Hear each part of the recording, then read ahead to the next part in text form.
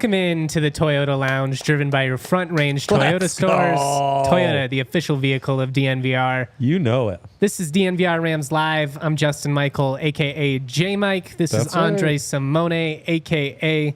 Dre, the man, the myth, the legend. I'm stoked. We've got some Mountain West win totals to dive into. Yeah, what a transfer targets. Talk about the schedule a little bit. It feels right. There's a lot of schedule talk right now in sports this time of year, obviously with the NFL schedule release. Let me ask you, by the way, I know that as content creators, it's good that this process has been dragged out so much because you can talk about it for a week and you have the leaks and all that. Yeah. As a football fan, and this goes in line with what you were making fun of me for before we started, which is that I am an old man with old man takes. Yeah. I cannot stand the NFL schedule release. Oh my gosh. Just put it out. We're aligned on this. Just put it out already. Like we knew the opponents. That's what I mean. It changes nothing. And the NFL, this is what makes the NFL great. They're king. They know how to milk every single ounce of everything we do. So the preseason matter, the drafts matter, schedule release matters, free agency matter.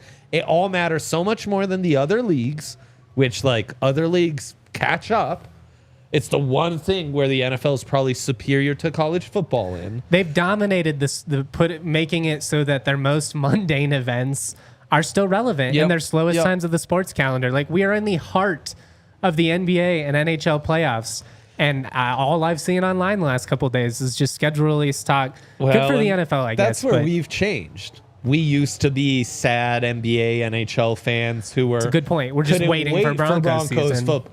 Now our lives are way different. You know, like this changes you as a fan. It's because we've been blessed by Nikola Jokic, by our Lord and Savior. Well, and now like this is one of my absolute favorite times of years. It's not just the playoffs. It's like consuming all the matchup breakdowns, like getting as in the weed as possible, because when the matchups are this important, you actually should get that deep into it, you know? So it's a beautiful thing, but I am aligned with you 1,000%. It's just a bit much. That's all I'm saying. And hey, we have plenty of that in college sports. Like we can overblow, recruiting, we can do all kinds of stuff, but boo. Well, it's fun. It's what the process is all about. I just mean like I can spend 6 months breaking down a guy, talking about everything that happens to him, then the dude transfers before he ever plays a game. I mean, it's just a different world that we live in. So true. I'm going to be going live tomorrow morning at 10 a.m. I just want to put this out before I forget. Yeah, I caught up with Headband Joe Palmer. It was awesome. We talked about his CSU career, making the jump from D3 to D1. He has a new beer with Hello Brewing Company. It's a lemon ginger wheat beer called Joe. So we talked about that. It was awesome. He's a Timberwolves fan, so it's kind of fun to give him a little bit of crap. He's done at CSU. He's done. He's going to go play overseas, but I would expect to see plenty of Headband Joe in Moby Arena and Fort Collins in general. So it was a great interview. You guys are really going to enjoy it. Shout out to him for that. We're going to have some fun stuff coming up over the next month in terms of NBA draft breakdown. I've got a guy scheduled for this weekend to talk about Neat Clifford, who obviously was at the Combine this week. Oh, man. Quick heads up. You need to tell me who this is off air. Yeah, we'll get into it. Definitively, we don't know yet. That said, going right in line with what I've been saying on this show now for about a month, Neat Clifford, barring something unforeseen, will be staying in the draft. Again, he'll announce that on his own terms whenever he's ready. My buddy Kevin Sweeney of Sports Illustrated, who we had on the show last week, he caught up with Neek this week, sent me over some audio, so I'll get some content out from that as well. Much love to him. But he basically told him that, outside of injury or something like that, his plan is to stay in the draft. And in a weak class, it makes sense because at the very minimum, he's going to get a 2-way contract. And honestly, in a weak class, I think he goes late first round by the time it's all said and done. Not looking out of place in the Combine for sure. He's athletic, he's explosive, he defends like hell, and he's a guy who he's been streaky as a shooter, but he's shown that he has that ability. So I mean, it's traits obviously, and his upside is very high. Looking forward to it. So keep your eye out on all of that. Like I said on today's episode, we're getting into win totals. We're talking about a very favorable schedule for CSU. The pressure's on. I mean, you got to take advantage of it, but we'll talk about all the different storylines that kind of go in line with that. First things first, Dre, I wanted to talk about a couple of transfer targets who have recently visited campus, one of which you are very familiar with. There's Colorado transfer wide receiver Tavares Dawson. He was on campus recently, has also posted about an offer from Marshall. 14 catches for 124 yards, 2 total touchdowns in 2023, had 5 catches for 60 yards against CSU.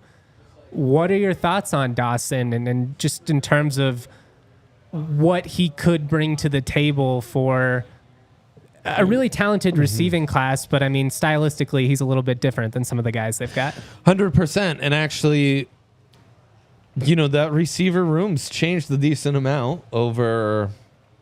Can't even say the summer, spring, winter, and spring. The last couple months. The last couple months, certainly. So you've lost a little bit of height with, Justin. Justice Ross Simmons obviously goes over to Cuse, and you lose LB to SDSU. Yeah, and LB was more of a combo size speed, right? Like not the biggest, not the smallest.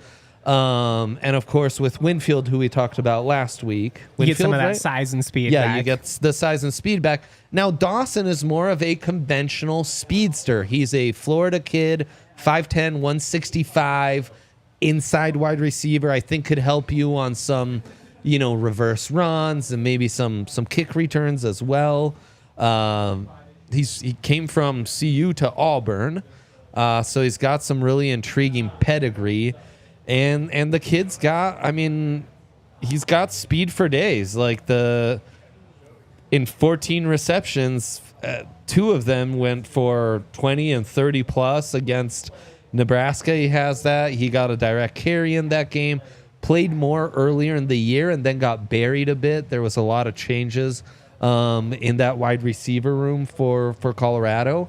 So he kind of got lost in the shuffle, but I think he'd be quite different than what the Rams presently have in that wide receiver room, and he'd be a perfect fit for all those crossers, all that mesh over the middle, right? I mean, that's where this offense starts.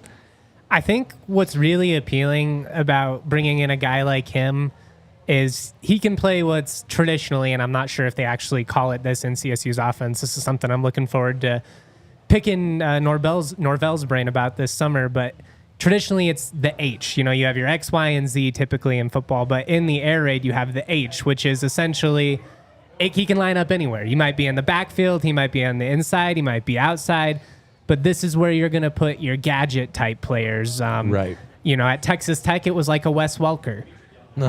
Here, he's not going to be quite as refined in terms of being an interior route runner, being like a pure slot receiver. I think you have Goffney more for that in CSU's instance. Yeah. But you could just do all kinds of fun stuff. You could get the ball in his hands on a bubble screen. He's so small, you get him behind, Winfield and Donovan Ollie, a couple of guys who are 6'2", 200, 15 I forgot plus. about Ollie, right.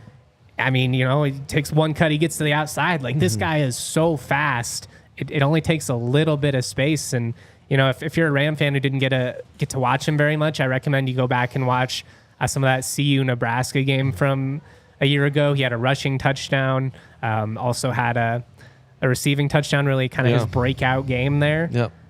His longest I think it's pretty game of the intriguing. season. I mean, obviously it would make some fun storylines in terms of CSU CU. It was fun to have that with Neat Clifford and Hoops this past year. I can't help but think of way back in the day with Justin Houston coming over, back in the Sunny era. Well, and I just see that photo on Twitter of Tavares on his visit with Coach Norvell. And all the he's kind of replies. got a sly smile, It's like, you know what you're going doing. on. He knows what's going on. So, yeah, that's another fun layer. What really stands out to me, and is maybe a segue into this Chris Hardy out of Jacksonville State, the tier of guys they're going after is pretty high, man. I mean, Chris Hardy, now, I'll take it with a grain of salt, but a lot of the offseason chatter I saw about him is Ole Miss podcast talking about him and an Oklahoma podcast talking about him. I mean, this edge rusher from Jacksonville State seems to be fairly coveted, and it's because the production you have here on our rundown jumps right out to you. Tavares Dawson, okay, Colorado, you might think, okay, there's a regional connection, whatever. Again, we talked about this was a guy who was in the SEC just he was a 4-star 2 seasons ago, prospect. top 40 guy coming out of Florida, according to 247 And Sports. Winfield's pedigree is something we've talked about, right? So I almost wonder, early part of the season, I think you kind of were like, hey, we've only got so much NIL resources. We're going to put them towards Horton and BFN. Yeah, you got. I mean, retaining talent in the Mountain West was priority one. It's the biggest. I mean, if you're at Boise State, like Dude, keeping a Gianti, if you're CSU, we may have to talk about yeah. that on the next episode. Yeah. I mean, that huge. quote from the Boise coach was really telling, right? Yeah. Then you lose a couple guys. You get Posh. There's a couple guys who it's like, oh shit, he's going to Florida State. Oh, surprising. Now though, it seems like, oh, they're back in on a tier that's a little higher than what I thought they could maybe obtain. It seems like people are buying in on CSU. Like, you were close last year. You're 5-7. Yeah. Obviously, you blew a handful of games. I mean, UNLV, CU, Hawaii. Those are all right there. Well, is it that maybe in the portal, are these guys at this time in the portal maybe gettable at a lesser price, for lack of better? That's interesting. Everything isn't just a set and forget salary, right? But I'm just saying, like, I think it honestly comes down to supply and demand. Like, I mean, you see it in basketball, especially. Like, there'll be some guys that wait to the end because now you're the only guy out there, and it kind of creates a bidding war for you. But I do think that the market is probably a little less intense than it is in December when it floods, when the floodgates open and every team in the country is, signing and replacing half of their roster. It feels like these days. Right. That's interesting. I'm gonna have to mark that down because that's something I'd like to pick Jay's brain about, and then Chad Savage, the recruiting coordinator. Like, how have you seen the different dynamics at play in terms of the portal versus, like, right now is historically when they do a lot of high school recruiting, this is when they're going to have all their visits, in June. It's actually technically, I think, a dead period for the next couple weeks or whatever in terms of visits. But we still got those? We still doing that? It's so hard to keep up with, and it changes every 6 months. So, it's going to be interesting. You mentioned Jacksonville State defensive end Chris Hardy. He was on campus a week ago. 60 total tackles over the last 2 years, or 60 total tackles last year, has 96 total tackles over the last 2 years. Remember, Jacksonville State jumped up to the FBS this past year. Kind of looking like they'll be a pretty good team once again. But this is a guy that was a huge part of their initial success. I mean, he had 8.5 sacks. He's a natural pass rusher, 16 tackles for loss. And, one of the things that jumps out to me when you're watching some of these guys, and CSU has done a really good job in terms of recruiting guys from the FCS ranks and having it come up and translate, particularly in the trenches. But a lot of the time when you see guys coming up from these lower levels, they don't necessarily look the part. Maybe they're like, oh man, he's flying around out there. He's got the production. You can see it, but they don't look the part. This dude looks the part. I mean, you see him on the edge out there. He's got great size, a little bit raw still, especially when he's, rushing at times. I feel like he can be a little overzealous and kind of lose his lane there. Yeah. But I mean, 60 total tackles and 16 tackles for loss, 8.5 sacks. Like, you can't argue with that kind of production. Totally, man. And I mean, what really stood out to me was exactly that size, that power. He's when we talk size, it's less length. It's more just straight power, build. He's going to attack you. He's not a guy you want to have directly over you when you're an offensive lineman having a block. He played in a lot of odd fronts, right? So 3-man sets and didn't look out of place, having to go up against guards or having a tackle go right over him. Plays with this natural leverage, has a lower center of gravity, kind of thick in the hips and legs. Sometimes I say a little light in the pants. He's the opposite. So I just see a guy who could be a tremendous asset, especially with some of the losses you've had in the interior of the defensive line. I mean, it's probably your D-line and corner are your biggest needs right now. Right. And then trying to replace, Mo's impact as a pass rusher, however that may come. And I just think he would be such a nice compliment to Gatkuth. I love the kid. Would recognize him on a football field. The name gives me a lot of trouble. I apologize. We've got some names this year. We're gonna have to do some pronunciation drills. You might need to do like Newer Gatkuth, a short video Wakalanji, Hidatora Hanada. Exactly. there's some tongue twisters in there. I need the help, man. I can just see those guys on the same side, maybe pulling some stunt games. Hardy on the middle, and Gothku coming off the edge. That's what I think is really intriguing about him. Is I think he could play both inside and outside for you with that size. Oh, 1,000%, especially in obvious passing down. So do you have his size? Because Jacksonville State took down his I know it's his so player annoying profile now. page. Once players transfer, that's like the petty thing to do as SIDs. I actually shout out CSU. They wait a while. They wait so that because they know people are going to be Googling them and needing this information. No, it's not listed on ESPN either. So dumb. So I'll get confirmation on that at some point. But you can see because he's so thickly built. But you could tell me 260, you could tell me 290. I would believe you. Same, and it's like sometimes maybe guys look a little bigger on the pads, but like maybe if I should had split to the difference, estimate, say I'd probably say 275. like he looks to me like he's like in between 6'2", 6'3", 275. Maybe it's more like 6'1" when you're not in pads. You know, guys always look bigger out there. Yeah, but I bet she's like 6'1", 272. it sounds about right. And if we nail it, we get big props for that. Yeah. Shout out to everybody rocking in the Toyota chat. What's up, my buddy Arik? Shout out to the Oso Blanco. The legend, with man. us every single week. You guys are the best. You know who's also the best, though? Shady Rays. Get ready for the season ahead with quality shades that are built to last. Our friends at Shady Rays have you covered with premium polarized shades that do not break the bank. They're an independent sunglasses company offering a world-class product rated 5 stars by over 300,000 people. Durable frames, crystal clear optics, making them perfect choices for the outdoor adventures.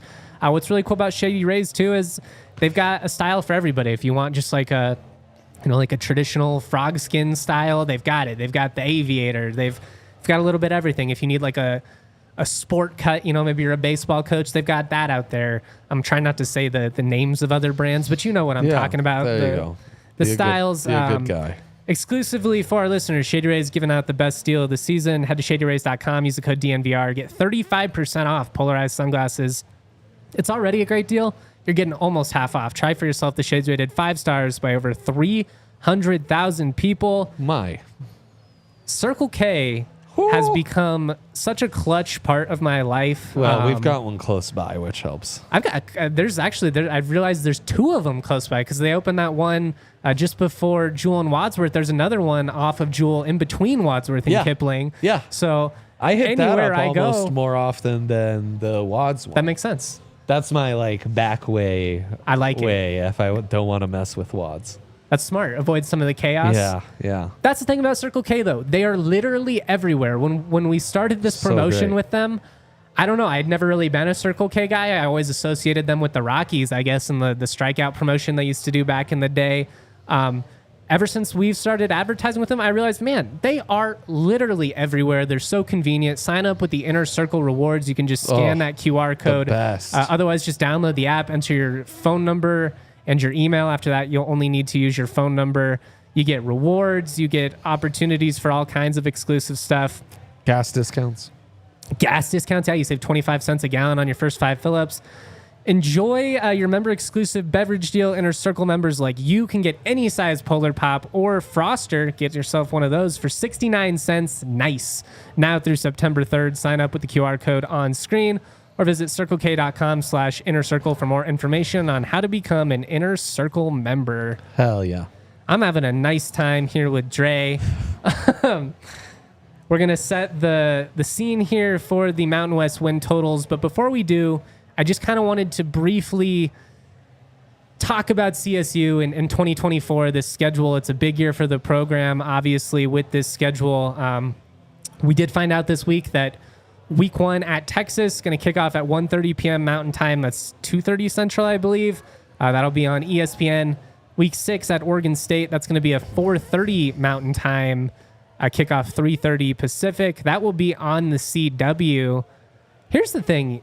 Back when the Pac-12 was floating, you know, when all those alleged media deals were on the table for them when they were trying to save the original conference there, you know, it was reported that CW was in the mix, and a lot of people made fun of them for it. I'll be honest, if the Pac-12 had been on CW for the last decade, that conference would still exist. That's a channel that's on cable. It's easily accessible. It's got a younger audience. So you're kind of potentially, you know, reaching out to some people who wouldn't have been paying attention otherwise. I think especially for like a Mountain West team. I think it's kind of a good opportunity. I would actually like to see maybe the Mountain West try and get in line with the CW here. Explore the CW, huh? Throwing your hat in the ring. Mountain West, send me in. Let's get this deal done. J-Mike's ready. But the reason I wanted to start with that, one, just to keep everybody in the loop, but two, Yeah. I think this schedule is big for a variety of reasons. One, you're playing 3 Power 5 teams. You have an opportunity, hopefully, to snap the losing streak. You haven't beaten a P5 team since that wild comeback against Arkansas in 2018. You only have one rivalry win in that same span, and it was Wyoming in 2020 in an empty stadium. Something's got to change there, and this is the schedule to do it. You've got, I know Oregon State isn't technically Power 5 anymore, but you've got 3 what were considered Power 5 opponents in Texas, CU, and Oregon State. You've got 2 of your rivalry games at home, Wyoming and CU. You go on the road to Air Force. Who knows what they're going to be this year, though, with all the production they lost. Right. This is the year that these trends have got to stop. If you go into this season and it's another 0-3 against the Power 5 type teams and 0-3 in rivalry games, we are going to be in a bad spot. And I don't see any way in which the over in CSU's win total 6.5. I don't see any way that hits if the status quo continues with the struggles in these big time matchups. Yeah, I'd agree. And I mean, I really agree on the rivalry games. Especially Wyoming. This is the year, if there was ever a year, this has to be the year, man. You would think, man. I mean, there's so many elements of this schedule, and it's why I think the win total is set where it is. The Power 5, that's going to be tough. I mean, that's a lot to ask. CU's the game that's a swing game. That's obviously in both of these categories we're talking about. Oregon State, I mean, it might be a great year to catch those guys. I mean, they're one of those that's tough to say. Obviously, going into the Texas week 1 is going to be challenging. Yeah. That's kind of a situation where, being realistic, you're kind of just hoping to stay whole. Hopefully you can be competitive, show some things. Wyoming had them in a 1-score game in the fourth quarter. If you were able to do that, that would be a massive win. That said, man, weird stuff does happen in college football. You never know. Hey, absolutely. And every year is different. And we've talked about the trust I have in that Rams backfield and everything. And it's time to show up, for the Norvell era. It's now or never. Yeah, I mean, that's really is. what it comes down to. Just in case you guys were curious, I have some numbers here. Norvell currently 0-5 versus Wyoming, Air Force, and CU. Did get the program's first ever win against Boise State. That earned him some goodwill, which was huge. But like I said, you can't be 0-8 against your regional rivals after this season. I would really like to see them win at least one of those Power 5 games between, CU, Texas, and Oregon State. Right. That said, it comes down to the rivals. CSU going back to 2013. Jim McElwain had the best record against Power 5 opponents. He went 4-3. Bobo was 2-10. Could have gone a different way with a couple of those games. He lost a couple of heartbreakers in overtime, but Daz was 0-2. Jay currently 0-4. Let's get into it. Let's get into some of these other keys for CSU, though, and reaching a bowl game and potentially hitting that over again. Win total set at 6.5. So the under could hit, and you could still make a bowl as a 500 team. First key I have, and this kind of goes in line with what we were just saying, but I expanded a little bit. You got to have a winning record in the Rocky Mountain region. You host Northern Colorado, you host Wyoming, you host CU, you host New Mexico, you go to Air Force. Yeah, those need 5 games, you got to go 4-1 in those 5. Agree completely. Those are really big. How realistic do you think it is with Air Force this year? Air Force, I believe, lost more production than anybody in the country. I think they only returned 25%. Yeah. You just never know what to expect with these Calhoun teams. They're so well coached. Well, these service academies in this era of the transfer portal, it's them and Clemson are the only ones not bringing in transfers. At some point, I feel like that's got to make a difference. It's going to have to impact them sooner or later. So NOCO and then Wyoming and Air Force are must wins, and you've got New Mexico under the who you haven't lost to since 2009. So, that's a streak you got to keep going, especially if you want the over to hit. This isn't necessarily like to make a bowl, but to win 7 games. So at least 4 wins there, I think is at least. At least. I think 4 of the 5 is to be expected. You can drop 1 if you win 4. I expect you to be favored in at least 3 of the 5, I think. I think 4 out of 5, yeah. Conservatively, depending 3, on what happens with and Air then I'll Force, give you the other 2 are Yeah. coin toss games or along those lines. We'll see what the spread is against Colorado. And then, the coin toss game, okay, you got to go 500 in that. Just got to have success in your backyard. I mean, okay, so we're at 4. The P5, okay. I'm just throwing some factors out. Obviously, they're not all going to hit, but another factor, you've got to dominate first-year programs. I love this so much. You are playing 6 teams this year with first-year coaches. Now, there's some caveats. Trent Bray at Oregon State takes over as a coordinator. Same thing with Jay Norvell at Wyoming. It's not like you have a completely new system. You've got to change everything. But first-year head coach, you never know. So between UTEP, Oregon State, San Jose State, New Mexico, Nevada, and Wyoming, you gotta win 4 or 5 of those. I think 4 and 2 is probably what you gotta hope for, if not 5 and 1. Because you gotta. I mean, if you're thinking about it realistically, you're gonna lose at Texas, at Oregon State. We'll say, just being realistic, likely a loss. You hope to beat CU in Fort Collins, but I mean, historically, that rivalry game has not gone your way. So if you lost all 3 Power 5s, I mean, now you're sitting at best case 9. Like you don't have a lot of wiggle room with some of these bottom feeder teams. So you're in year 3. You've got Torrey Horton coming back. You've got your quarterback in place. You've got your O-line. You need to have success against these other teams who are trying to get their footing underneath them. I think this is really the key to That's the season. probably the biggest key to the season. Is taking care of those opponents with first-time coaches. Go 5 and 1, and you're 1 win away from bowl eligibility. If you go 5 and 1 against the first-year teams, and you could lose Oregon every State, Power 5 game. I'm like, They're just such a wild card to me. They've lost a lot of the guys that made that ranked team the last 2 years. Still gonna have Martinez though, right?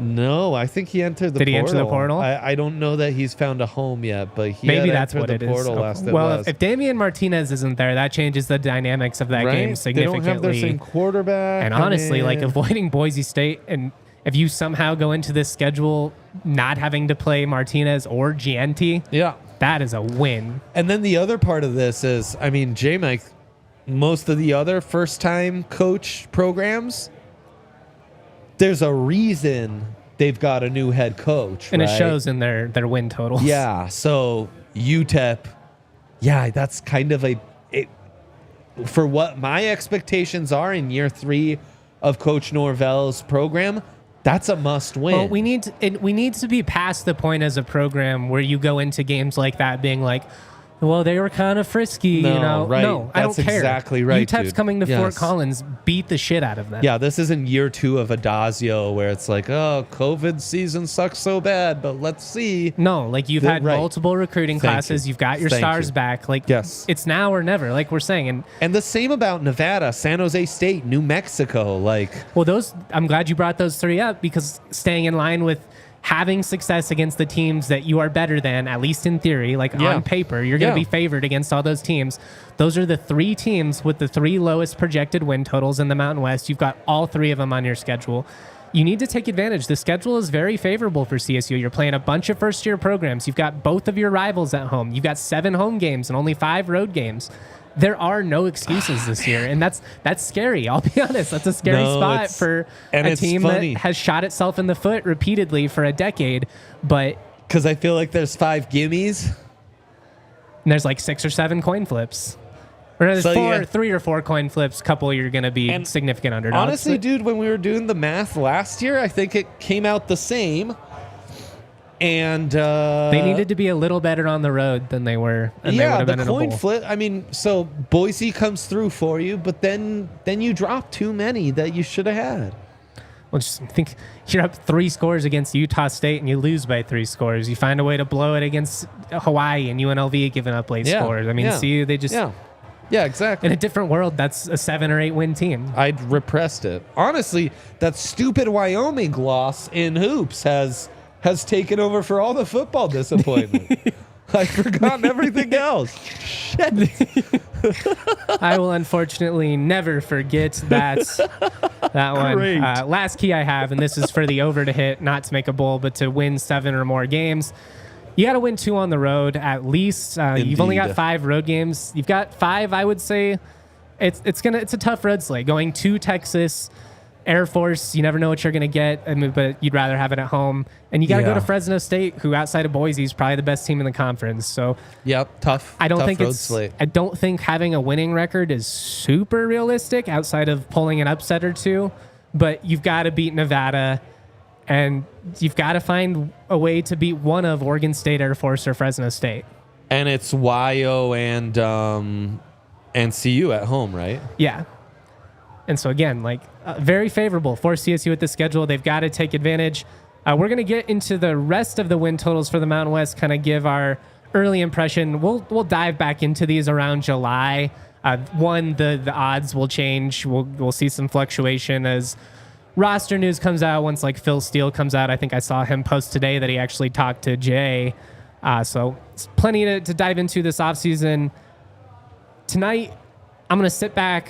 I'm going to choose to be chill, despite the fact that I'm going to be absolutely nervous wreck, sweating like crazy on the inside and the outside, to be honest. I'm a sweater.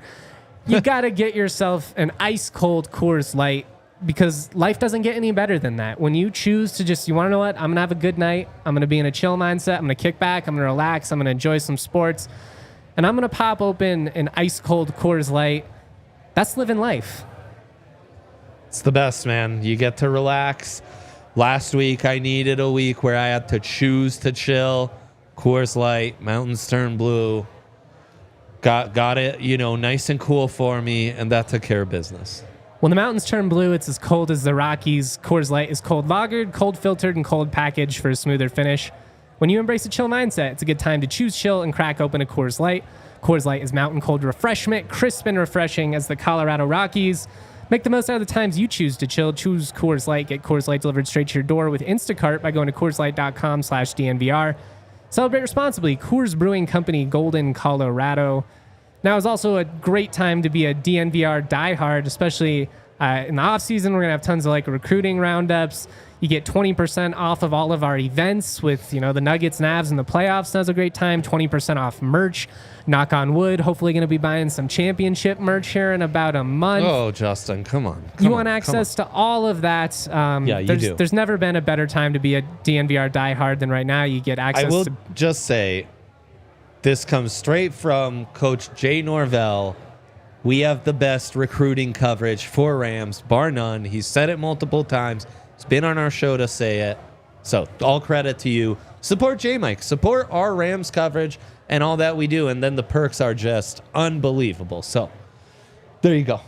Much love. Don't want to pat myself on the back too much, but Dre will do it for me. Yeah, you're bad at Head it. over to thednvr.com. Join the best sports fans in the city, many of which are active in the Toyota chat right now. Shout out to all of you. This has been an awesome show. Like I said, we've got Joe Palmer on the live show tomorrow, 10 a.m. Don't miss that. I'll also project the defensive starters this weekend, do some NBA draft coverage. Yeah, that's going to be exciting. Ton to dive into. I mean, it's the off season. It's the dead time, but I've got a lot of homework to do. Yeah, so I'm looking forward to it. Also, we are also on Twitter. So if you are watching us on Twitter, jump onto the YouTube link. It allows you to jump into the Toyota chat with us, ask us questions, interact with the other listeners, and it's just a much better way to consume that. But being on Twitter, I think, has brought a few more of you in here, so we love that. Leave us a thumbs up, and thanks for the support. All right, we've got, we'll start at the top, then we'll work our way to the bottom. Yes, 10 minutes, J-Mike. Yeah, that's what I said. We're just going to rapid fire through them. Boise State set at 8.5. A couple of key games on their schedule. Oregon, UNLV, Hawaii on the road. They've got Washington State and Oregon State both at home. Yeah, tough schedule. That's why I lean under just barely. I think they're an 8-win team with that schedule.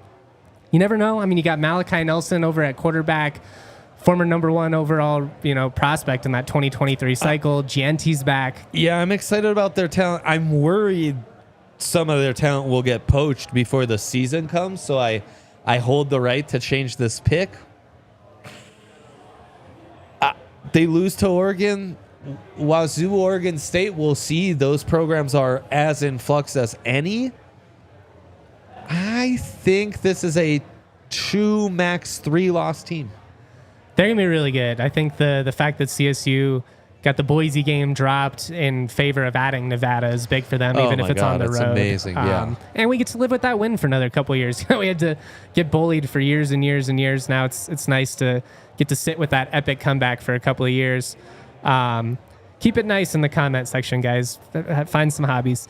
Fresno State, 7.5. Their key road games, Michigan, UCLA, UNLV, Air Force, key home games. Oof. Washington State and CSU, I guess. Their schedule's weird. It's not super challenging Mountain West-wise, but, man, road-wise, that's a tough schedule for a team with some big expectations. Well, and 2 years ago, really nice offense. Last year, good defense. Kind of fell apart second half of the year. This is the year where you're not really building off that really nice 2022. You got to restart, do it all over for me. Under. I'm with you. I think it's a bit of an upset, but that's the schedule for you. I think it's an under. I'm with you. And just they've had some weird, injury stuff. Jeff Tedford's had weird, multiple times has temporarily stepped down for health and then come back. Yeah, it's a great point, man. It's a great point. You just could end up in a weird situation there. We'll see what happens, though. UNLV, they are the hot team everybody's talking about in the Mountain West after last year. Yeah. You managed to keep Mariota. You do lose your Maeva, quarterback, yep. But they brought this kid over from Holy Cross. I'm drawing a blank on his name. He's really intriguing. Kind of a dual threat guy. Going to run around a lot. Key home games for them. They've got Syracuse, Fresno State, and then Nevada, their biggest rival, at home. They do go to Houston, Kansas, Oregon State, and Hawaii. We respect the island on this pod. Oh. Where are you at on this UNLV team? Because it seems... I like the program. I hate they lost their quarterback, and the schedule gives me some real pause. I'm under. I need to see them replicate it before I buy into UNLV as just this, powerhouse program now. Yeah, it feels like an under. CSU, 6.5. We talked about 5 gimmies and then another, 5 coin tosses. Yeah, and then, you'll be underdogs against a couple Power 5 teams. We're both going to pick the over. What are the coin tosses they get? I'm going to say they beat Wyoming this year. Agreed. I'm going to say they beat Wyoming and Air Force this year. Samesies, and give me Oregon State. I like it. I just don't know what to expect with that Oregon State team. No one does.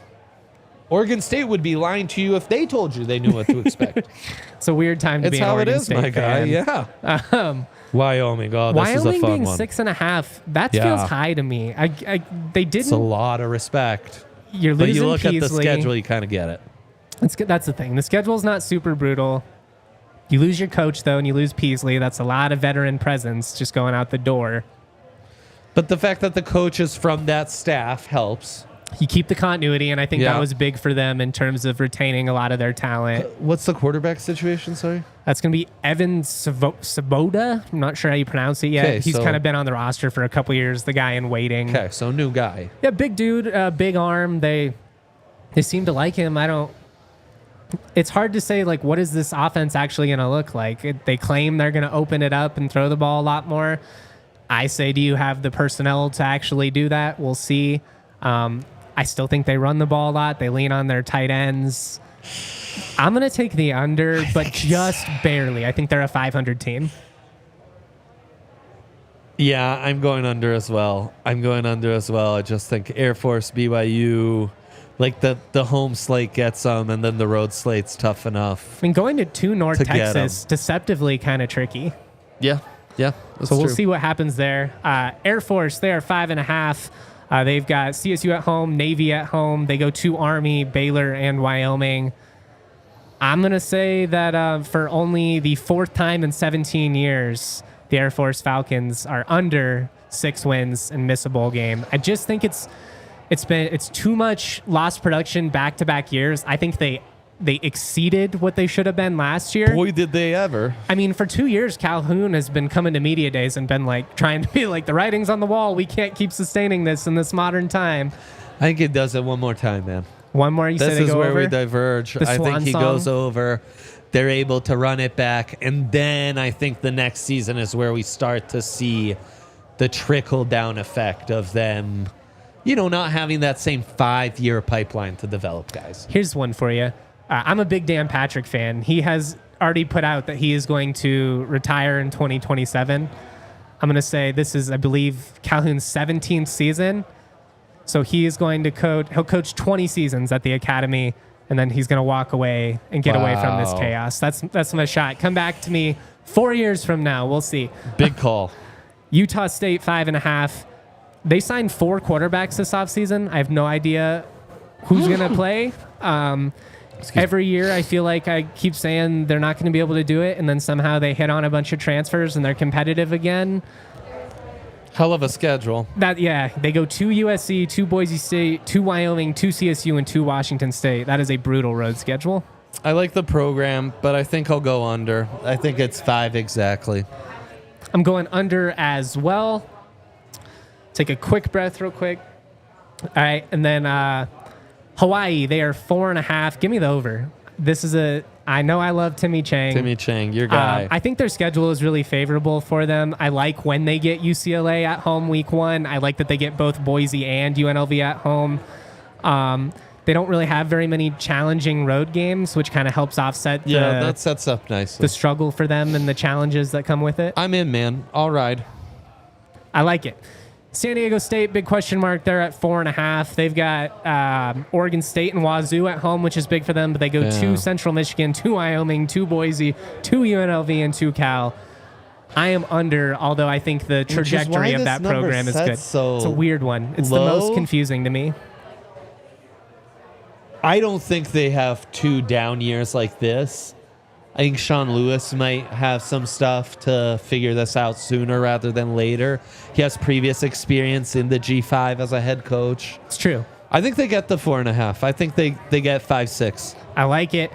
San Jose State, big question mark, 4.5. Sacramento State at home to open up the season could be big for them and their potential of hitting the over. That's a trap game, and if you lose that, I don't see any way they hit. Be a fun one, but too much change. It's an under, man. It ain't happening. Nevada, 2.5. 2.5's disgusting. For their key games, I put Eastern Washington, Georgia Southern, and Troy because those are the games they're most realistically going to have a chance in.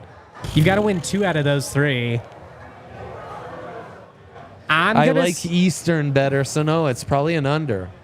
I'm going to say the they Mount West hit it team that just loses barely. to them's embarrassed. Yes. That's what's happening. And New Mexico even lower. Holy cow, New Mexico, 1.5. I'm going to take it. I'm going to say they win 2 games. Yes, that's a sicko bet. I'm placing that right now. I love that. I love that so much, If they beat New Mexico State on the road, which they should, those games are always fun. If you can just beat Montana State, and if you can just beat an FCS team at home, you're over hits without winning a single Mountain West game. They bring in Bronco Mendenhall, who's a guy who's had some success and knows the area from his time at BYU. I think if nothing else, they're competitive. Oh, it's gonna be fun to watch. That's a tough spot, man. 1.5. Yikes. I might be leaning on my heart a little bit too much just because I love the folks down in Albuquerque, but this was a blast. Like I said, we've got tons of stuff coming up.